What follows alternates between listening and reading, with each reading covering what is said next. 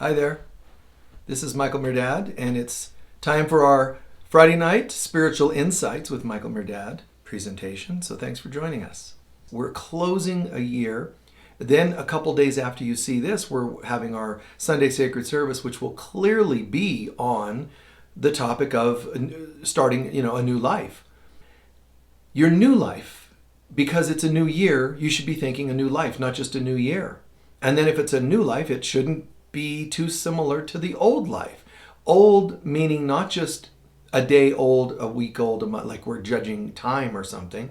Old as in outworn, unnecessary, exhausting, and so forth. Things that are burdens, Jesus said, my burden is light. And people misquote what he said there. But my burden is light meant, it's lightweight, but it's also light, like the light of God. My burden, my message, my work, my path, my everything is all about the light of God. That's what he was saying. His teachings are all cosmic, more than they are what people have made them to be, kind of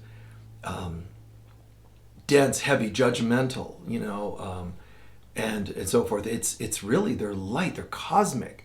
So he's telling us something well ahead of its time that, hello, brothers and sisters, what I'm bringing you is a message of light and the light of God. So I'm the embodiment of the light of God. And guess what? So are you. Would you like to dance in the light with me? Sure, we'd love that. Great. Then, and he adds in the Gospels, then do as I say, do as I do. Live the Christ life.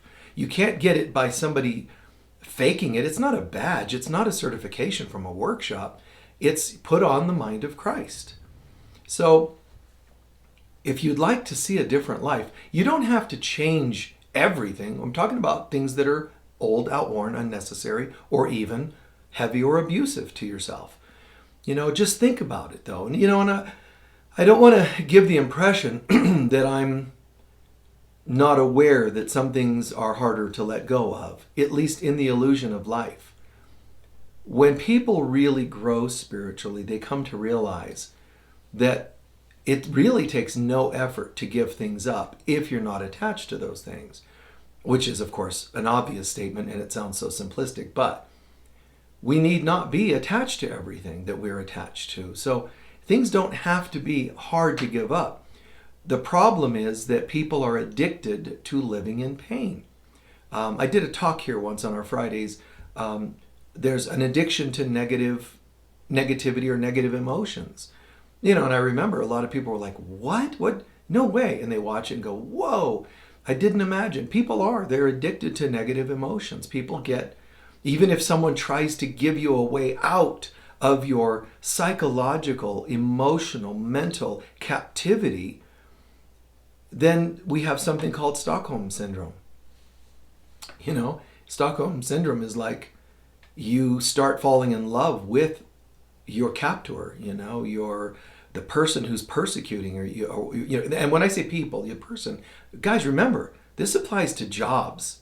This applies to planet Earth. This applies to addictions. It applies to people.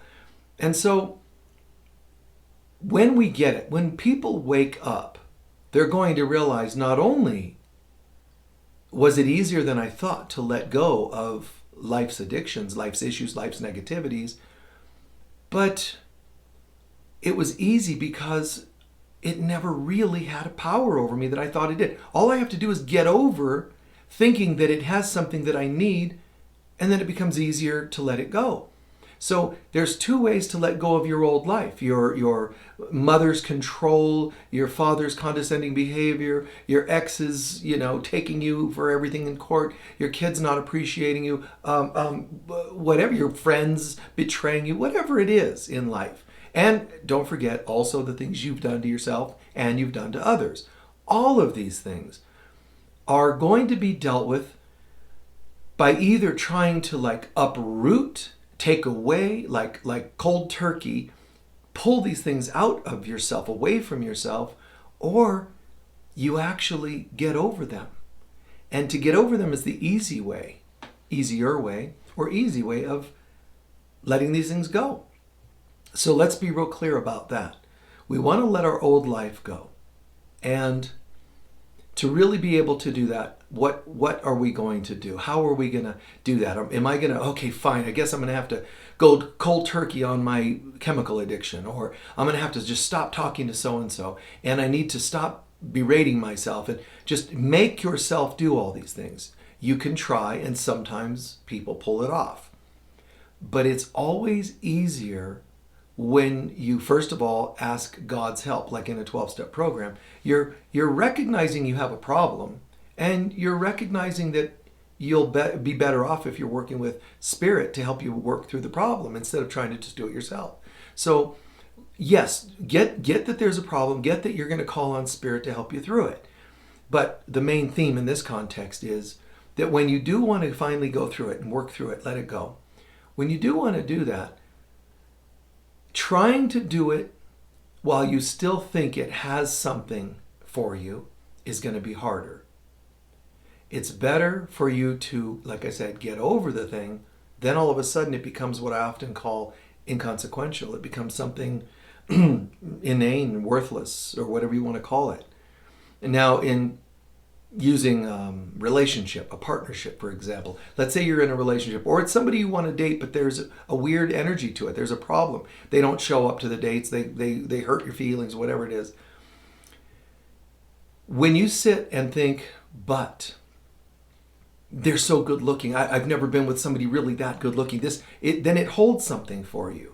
When you say, oh, I think they would be a wonderful partner, lover, whatever, then it holds something for you. In other words, when they seem to have some sort of a magic, then it's going to be harder for you to let them go because you've assigned some power onto them. And almost always they're going to fail to live up to that anyway.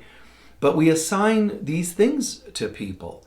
And all of us have done that inadvertently. You know, you can assign things to people that you just naturally love, like your own children. You can assign things, and that's why it's a heartbreak when they marry somebody you don't approve of, and you're like, well, after all I've given you, I raised you, I didn't, and you're going to marry that person. It hurt feelings because you still hold this contract, and they're like, what is wrong with you? Because they don't know consciously, obviously, you know, that there's a contract that you put them into, and they fell into it because they were a child, so they inadvertently just kind of got in line with that. So we have to let go of the assignments we give other people. You can do a tracking exercise, which is a free download on my website. You can do a goodbye exercise, which is a free download on my website, or somebody else's version of goodbye exercises, cord cutting and all those. Do whatever works, but do something. But if you do some tracking to see what's really behind it, you'll find, for example,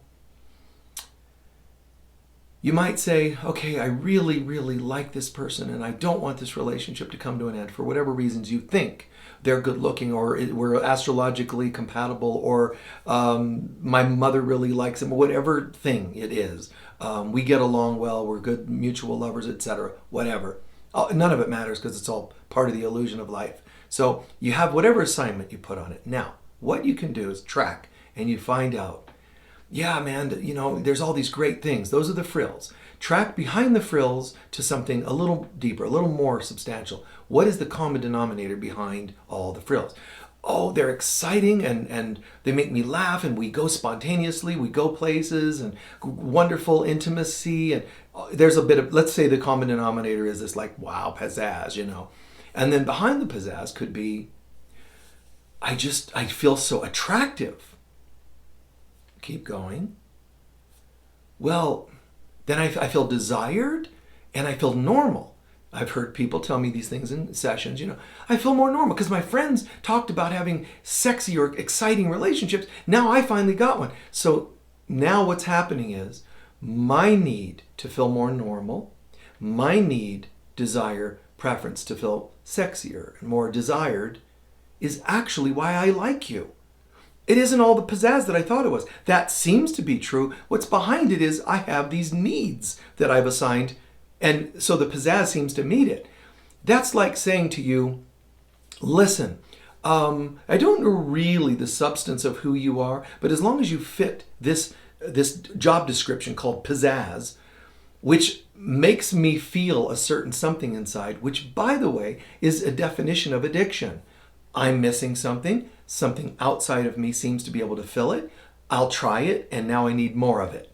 Because obviously, if they filled it for one day, pizzazz, and then never filled it again, would you say, and we should get married now that the pizzazz is completely gone? That's not likely.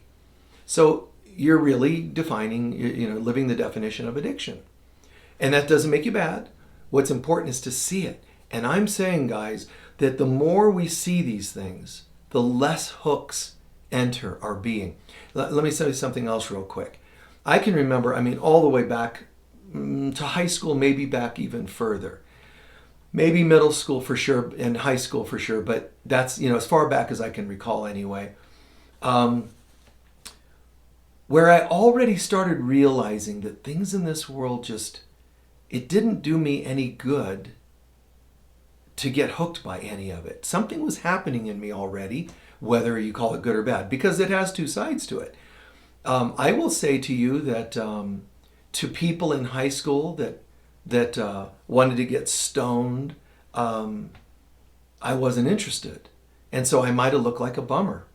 A good friend of mine was in a band. His bandmates, where they were close, they were in a band together for years. This is this is now him probably in his 30s.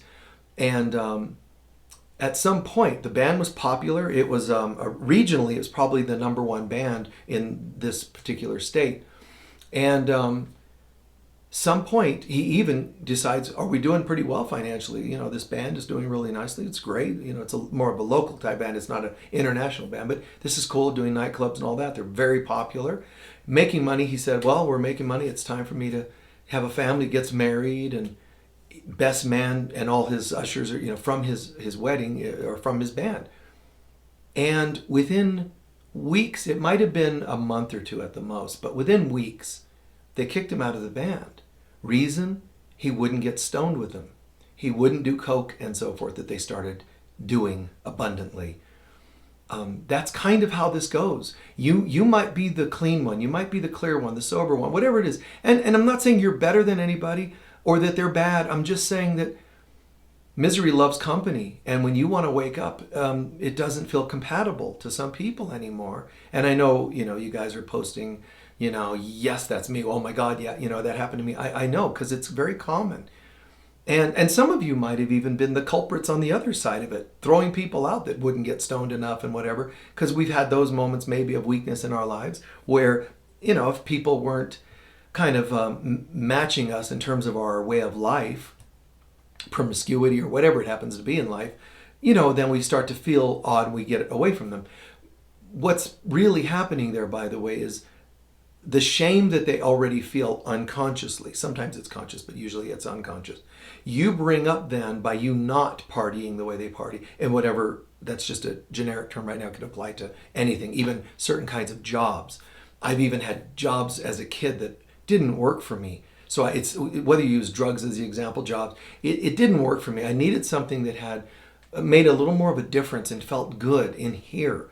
And it was unheard of for people to think of, why would a young male be thinking about what feels good in his heart, especially in the later 70s? It's like, what are you talking about? It would have been foreign language to them.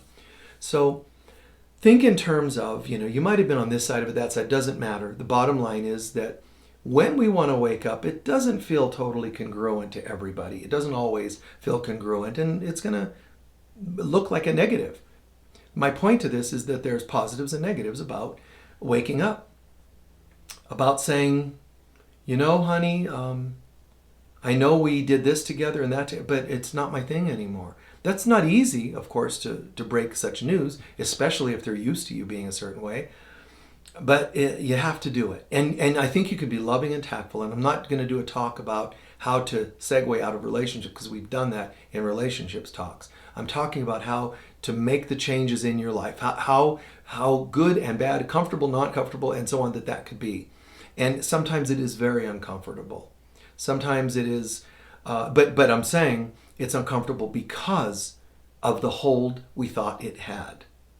Whether that's sibling stuff, whether it's parental approval, whether it's peer, pressure, there's something to it. I can remember, a friend of mine in middle school that moved from out of state to where I lived, And, we had kind of a very, where I lived, it was very kind of up and hip kind of place. This guy comes from like outside of that area, let's just say, I won't name places. And he was wearing clothes that were really not this area that he moved to. From really conservative clothes, and that includes certain patterns of color and so forth that just didn't fit. And he really, took it. I mean, people really, guys kind of picked on him and all that. And yet he was a neighbor. He ended up living across the street from me. So it was like, oh God. So I kind of, for lack of a better word or phrase, I took him in. I kind of befriended him. And it was good for me too, because I didn't have any friends that lived in my neighborhood, didn't have anybody my age. So it was convenient for me. But also I kind of, next thing I know, I'm having to kind of protect him a bit and keep an eye on that sort of thing and all that. But I said, look, we'll be friends and we will fight off these kinds of bullies and so forth. I don't have a problem with that. But I said, let's have kind of a cool agreement. Let's not fall into drugs and stuff like other guys are doing, at our age. He's like, oh, that'd be great. I don't believe in that, because he was conservative and all that. But there came a moment where, for him, there came that crossroads where some guys were willing to sort of take him in the fold. The stoners, kind of take him in a little bit more. They were teasing him and he wasn't fitting, but stoners are often, outcasts. And so they were like, well, you're one of us in a way. All you have to do is get stoned with us and you're one of us. And so he did. And so we sort of lost friendship in a way. And it came back here and there over a few years, but, we lost that friendship the way it could have been. And what I'm saying is the peer pressure, that there was an investment. He couldn't not be part of that, because as soon as he not smoked it, as soon as he breathed in acceptance, he was being accepted where he wasn't acceptable prior to that. So a girl puts out finally, and now the boyfriend, guy she likes, finds her more acceptable. And I've known gals that got turned down by guys because they wouldn't, as they call it, put out back in those days, and they still call it that, I guess. I find that to be just kind of gross and pathetic and all that we do those things to ourselves or to each other. But it is planet Earth, but we have to learn. And we have to be the ones, our generation, man, we're playing a major role in Earth's evolution. And it's not all about because we do breath techniques that take us to higher dimensions, which might be fine to do. Meditations and lectures that we do. It's not all just that cool cosmic new agey stuff. It's right down to brass tacks, right down here where we say, you know what? The old me has to go. Like one apostle says, I die daily. Are you dying daily? Are you letting anything go? Per day, per week, per month? No, try it per year. So make some New Year's resolutions. Don't make 50. Make any and try to make them at least a few decent ones, good ones, healthy ones, but most important, ones that you'll do, ones that you'll follow through with. And, if you name 4 or 5 things, and you pull off 3 or 4 of them out of those 4 or 5, I think you've done great. You don't have to go, oh, but I missed 1 or 2. Don't do changes that you're going to hold yourself, harmful for. Don't do that. But do try to stretch a little bit. You do some ones that you can do, and maybe try 1 or 2 that are a little bit challenging, even if you fail, because when you do a test run of something enough, it becomes second nature. Pretty soon, it's easy. I was telling somebody in a session the other day, a private session, I said it's like a stunt man. The stuntman, a good stuntman, will do their stunt over and over and over and over, like go through it, even if they're using safety wires and nets. They'll go through it over and over and over to where it becomes like nothing. It becomes just, literally, it's like walking. It's like no big deal, almost, Still there's dangers involved and all that, but moving through it, there's no accidentally, there's no accidental hesitation before they make that jump. There's no foot on the brake, none of that. So that's because, well, why would I? Have already been through this. Your brain rewires and says this, oh my God, this, oh my God, this, oh that.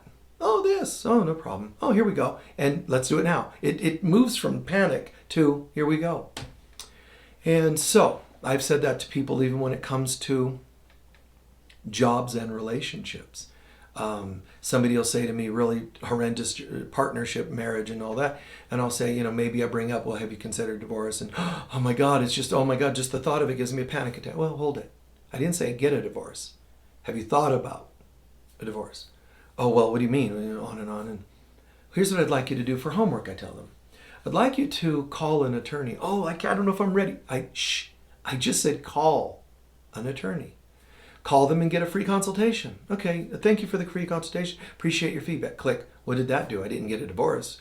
You went through some motions that you don't realize decompressed some anxiety in you, but it also prepped you as though you did do the deed, the action. And then you can go through it a little bit more and follow up with that attorney or another one. Hi, I'm thinking about, and if I do, can you tell me the next steps? Well, you would give us a retainer. Could I give you whatever, let's say a $5,000 retainer, and you keep it, and it comes back to me if I choose not to pursue it? Sure. See, what I did is one extra step. If this was a context of jobs, I would say the same thing. Don't go quit your job. Start calling and seeing about others and what if and what if and what if. Go through the motions. If it involves moving to a new town, what if and what if. I don't tell people, I don't encourage, like some positive thinking teachers, they say just leap in faith. Except they're not the ones who are going to be catching you if you fall. They're just saying these things very carelessly, but it's also irresponsible for them to tell you to do that. I'm not the type to say leap and just trust in the Lord or trust in fate or nature or the universe. Not at all. I would tell you, go through the motions so that it becomes like Buddha was saying to people, try things out.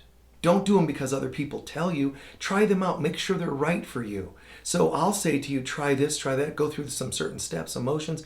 Make it become real for you. Make it become feeling like it's authentic and it makes sense. It is you. It just resonates with you. That's when it's right to go and pursue these things. But today, rather than be talking about the new life you could create, which I might do in a couple days on Sunday, so watch for that. And I also have a lot of free videos on YouTube related to starting a new day, starting a new life, those kinds of topics. Right now, we just need to make sure we understand you can't start a new life without dying of the old. So can you access the warrior within you and say, you know what? Wow, today's a good day to die. Watch some warrior movies, man. Get in the mood, this may sound strange, but it's kind of cool and kind of funny. Get out your photo albums, man, and then put on 13th Warrior, where it's a story about overcoming evil and fear and all that, or whatever other movie does that for you. I don't know if those are like Star Wars or Wonder Woman and things like that. I don't know what you guys dig, but watch something and just sit there cutting all those photos in half. Get rid of people, get rid of things, just clear it. And remember, we clear things on the inside and the outside, and the inside is the priority. So cutting up the photos and doing all the external rituals and ceremonies is just helpful. That's all it is helpful. It's not the real, it's not the real enchilada, the whole enchilada. It's not the real thing, inside. Cut the pictures, watch the movie, do those things, but also pause every so often and close your eyes and see what's happening inside. Boy, I noticed that some of those pictures I cut with a little bit more than others. Why? I'm just so mad at that person. Let's talk about that. Hear the voice of God saying, sweetheart, why are you so mad? What's going on? Well, and talk internal dialogue. Well, the blankety blank, they did this. Oh, I know, honey, and I know that doesn't feel good. Well, thank you. Thank you for listening to me.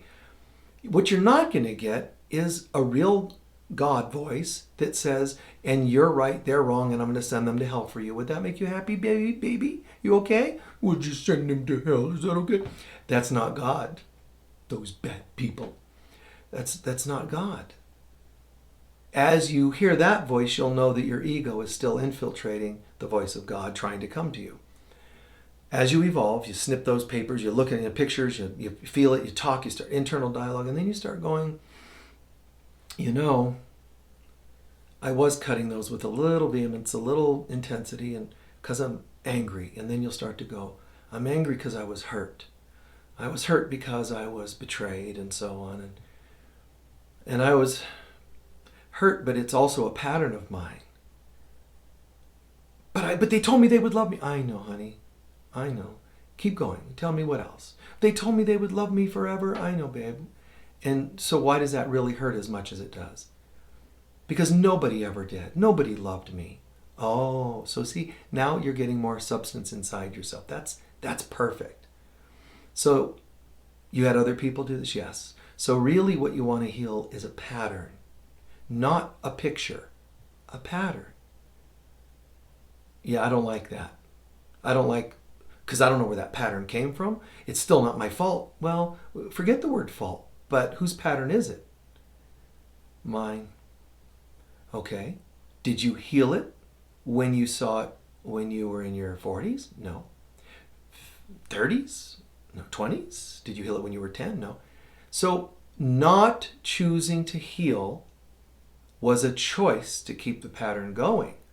So who is it that you want to heal with? The person that dumped you last year and broke your heart and acts like a predator or whatever they act like, all the names you would give them. What's their name again? Well, it's Joe Blow or whatever it is, man or woman, male or female, parent, sibling, whatever, whoever they are, bosses, employees, whoever they are. And you realize I started with this, anger and hurt about that person. You name them. You got photos, you got records to prove they were bad. Friends that'll come over and let us burn pictures with you too, because they're trying to support the hate. Those aren't true friends. Those are whatever you want to call them. And instead you say, all right, so I was talking about this person, and now I'm realizing from one person it became a pattern of many. The many patterns reverted back to me. I didn't choose to heal it when I was 10, 20, 30, 40, etc. Or maybe I did some bits of healing, but not complete. And I get it. I get it. I'm not happy about it. You don't have to be happy about it. In fact, it's kind of irritating to realize how screwed up we are. I mean, it really is kind of irritating. But just be able to see it. Then cry, puke in a bucket if you needed to, or, cry, pound on a pillow, get all that out. As long as you don't end it there. No matter what processing you do to get things out, end it in the peace of God. How to do that? You could just ask. You can actually access some of the peace of God by just going, God, I can't believe the insights I just had. Man, that is beautiful. As long as you see the new value, you had negative value on things that were hurtful. Now you're putting new value on things that are real. Like, I'm valuing that I had some healing experience and I'm grateful. When you can say truly like a spiritual gratitude, that's called healthy value as opposed to addictive value. So the other way now to start concluding here is the other way to access some bringing God and peace in is not just the gratitude that I got something new going on, but it's actually to call in the feeling of God. It's not a big, deep, complicated process. It doesn't take years to learn it. There's no big school you have to go to. Just what would you like to feel instead of what you did feel? Oh my God, I was sick to my stomach. I was angry. I couldn't think about that person without getting angry. I wasn't able to date anybody else because I was so hurt and on and on. Look at all that. Now, what's the opposite? Fine. I want to feel happy. That might be the word that comes out. Okay, then call in happiness. I want to feel, what's the opposite of anxiety and angry and peace? Then call in peace and happiness. 2 words. Call in peace and happiness. Call in love and self-worth. Call in joy and abundance. Find what words you can wrap your mind and heart around. And then call them in. First, repetitiously, literally with each breath. Hear the words. And so it is on the exhale. Hear the words. And so it is on the exhale. Do that for a couple minutes and you'll start feeling a shift. But Add, besides that in, out, add, try to imagine feeling the feeling that you're calling in instead of just peace and happiness, peace and happiness. Peace. Try to imagine it. See, as soon as I said that, I sat back a little. My back started, kind of relax. And it's like as soon as I say peace and then imagine for even a split second, it's just like, ooh, decompress.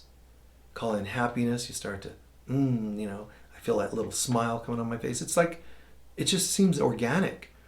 So do that for a minute or two. Call it in for a minute or two. Try to imagine feeling it for a minute or two.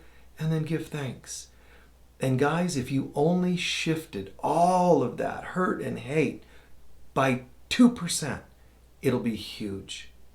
Because it'll be kind of like when someone's really, really, really, really sick, and then, you see like on Star Trek type futuristic movies, and the healing begins. Or even in modern medicine, if they give you the right, transfusion of something, they give you the right medication, often you start feeling something shift immediately. If you've gotten in pain, broke something, and then they give you whatever it is, I'm just using terminology, please don't take it literally, but let's say morphine. It's something shifts. And that's what it's like, except it's spiritual and psychological. And so in all that I'm saying today, see the valuelessness of what you were attached to. Learn to see it for what it really is. Don't be like, oh, that person, I can't live without them, or I'll never get over what they did. Don't make them so danged important. If you really understood, they're nothing but an empty puppet. And without someone putting the life into it and animating it, it just sits there. It's dead. It just lays there. That's what these people are, believe it or not. My unhealed wounds I brought with me. There's a person who's laying around that's the right kind of MO, and then I inflate them with life because I have unhealed wounds, and they've got just the right chemistry to play that out. What chemistry? I really like them, and it doesn't matter if you thought you liked them or hated them. It doesn't matter. They still got animated by your patterns. I know that sounds hard to believe, but all the world's a stage, and each person's playing the parts we assign to them. And everybody's assigned some parts. And what's important is to see, not to be so dramatic and reactive to those people playing those parts.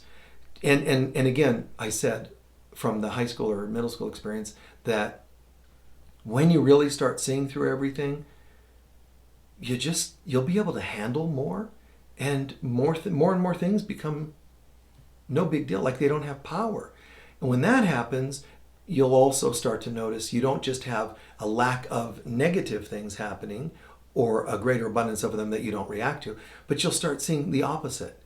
Peace starts to replace what was once a challenging situation. Challenging jobs become like gifts, like, wow, how did this even happen? Oh my God. Or a town you live into, a town you're like, oh my God, I feel home. It's miraculous the way these things work. I also call this assembling. So there's videos I've done called Assembling a New Life. So sometimes it involves assembling. I've written a book called The Dark Night of the Soul, and in a way, when we're going through temporary challenges that last a day, a week, a month, sometimes those are just temporary challenges, but you could say that they're like mini versions of The Dark Night of the Soul. It's still valuable to treat them the same, in the sense that move through it with all the same tools and necessities involved with the Dark Night of the Soul process. And even if it's a weekend issue or a 5-year issue, head for the light at the end of the tunnel. It's always, always about emptying the cup and refilling it, not just constantly refilling and not just constantly emptying. It's a beautiful massage, so to speak, of both. Emptying, refilling, and you'll find, yes, over time, less emptying is needed. Less and less and less, and then you start living on the right side of life, which is I feel full, like refilled, but it's not refilling, it's I feel full. And even then, every so often, if something hits you, you'll be back to a little willingness to still do some emptying. You don't say, now that I live on this side of the tracks, I'm never able to go back. you need to be able to every so often do the oil change in the car and the emptying of the old self. It's just important. Drain the oil out. Don't drain half. Try to drain as thoroughly as possible whatever stuff's going on. And that thoroughness comes from your willingness to do deep soul searching. So blessings to you on that. And know that you will be able to do it. You have all that you need to do it. Yes, some people it's going to be harder because what they're in is deeper than somebody else's pit that they fell in. Sometimes more rain, so that's more mud, so you're spinning your tires more. Sometimes you're catching on that there's some work to do. You're catching on later than you needed to, should have. So it's a little harder because you're farther in. There's all kinds of things but it is what it is. Sorry that your situation might feel heavy and darker than someone else's, but it's also not as dark as someone else's. We're all in whatever we're in, and we have to do our work. It's in a way, it's kind of a drag, but if you really want to know the truth about it, and you want to put some really good lessons out you can learn from it, is try not to get so invested in this world, and it won't be as painful when it gets peeled away, because it's not real anyway, so it's got to go. So just be a master and start letting things go instead of being just a victim of life and having things constantly ripped from you. Don't just start tossing things mentally, physically, emotionally, financially out of your life. Some people get that. I'm going to go and give all my things away and go to an ashram. And that's not a bad thing to do, but it's actually taking a compulsion too seriously. What they're really hearing is the voice of God saying, beloved, let's practice letting go of things you don't need. What their head tells them is, I'm supposed to let go of everything. Where in fact it might have just been one pained relationship. It might have been one emotional pattern, but we overdo it and we go out there to get rid of everything. So try to do it at a pace you can handle. And remember, also people are watching. I don't mean that in the literal, I mean that in the symbolic, that people are watching. When you show that you aren't reacting as much, someone is watching, whether it's your children, whether it's the person you are dealing with. People are watching and they're learning from you. And you're either teaching love or you're teaching fear. Teaching love would be demonstrating how to plug in with God and do things right, and guidance and deeper healing and all that. And teaching fear would be reacting, defending, offending, and back and forth and getting in the drama and trauma. So what you teach will come back to you. If you teach love, love will come back. If you teach fear, fear will come back. Okay? I hope this all made sense. I pray you did well with it, and I appreciate you joining. So we will see you again next Friday at 5 or 5:30. It's 5:30. I just remembered because my weekday courses are at 5, but I was confused those two times. Speaking of which, we are starting our Wednesday night class now. So it's our Wednesday night course in spiritual development, spiritual awakening, and it's majorly themed on A Course in Miracles. So if you tried the course and didn't get it, you'll get it now. If you love the course, it's going to take you to a whole new level.